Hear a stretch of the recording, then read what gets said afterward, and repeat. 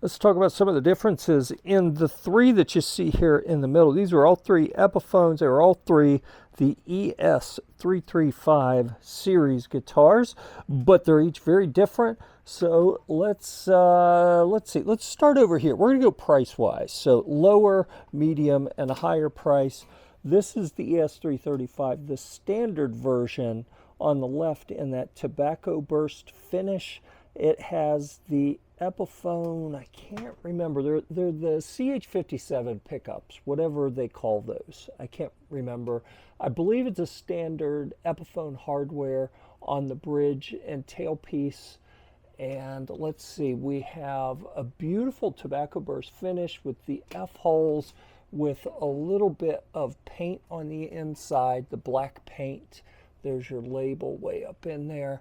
And then up here, these are typically Laurel fretboards. I don't remember the year this one was made. This was a 2014, so I don't know if this is rosewood or Indian Laurel. It is listed up here. It shows that is a Tusk XL nut, which is nice. That's what I put on some of my guitars, and I use a Martin spacing that's a little bit wider because that's what I like. Here we've got that Kalamazoo style headstock, but you'll notice this is a little taller. Then we move up to one of the more modern ones. We're going to get to that. Actually, why don't we move to that one now?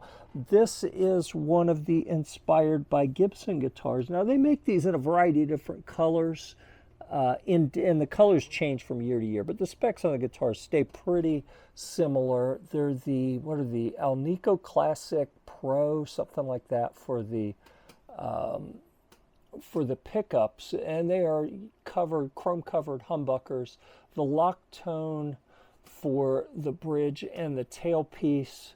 Here's something that you're not going to see on any of the other ones here.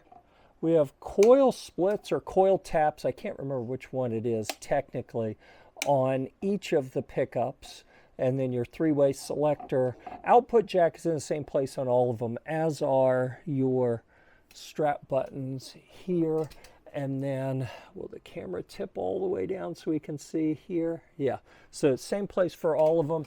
Notice on the lower priced one, we have, on just the basic ES-335, we have no fretboard binding. And then we get up to the Inspired by Gibson series, and we have fretboard binding all the way up. This, I believe, is Indian Laurel by the time we get to these.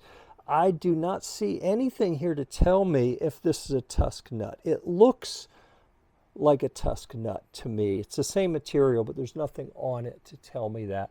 The same bell-shaped cover. And then we get up here, and again, this is closer to what we find on a Gibson here. Genuine Gibson. The Kalamazoo open book headstock is more compact. This is still stretched out, but it's shorter than that. And then we get to this, and it doesn't even look anything similar because this is the Firebird headstock on the Dave Grohl model of the ES-335. So we get the split diamonds here. We have binding on the edge of the fretboard. This one has Gibson pickups.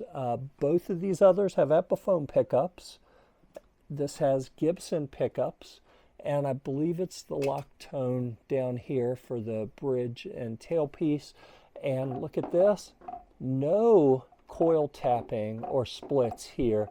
Three-way switch, and instead of having the F holes that you see on the other two, we have the little diamonds like the Trini Lopez model that Dave Grohl has used for quite a while. So there you go. We got three different options. The only one that comes with a case is the Dave Grohl model. Comes with a case that I don't have sitting over here by them. Neither of the other two come with one, although there are lots of cases that'll fit an ES-335. So there you go. There's some of the differences in the different ES-335 models from Epiphone.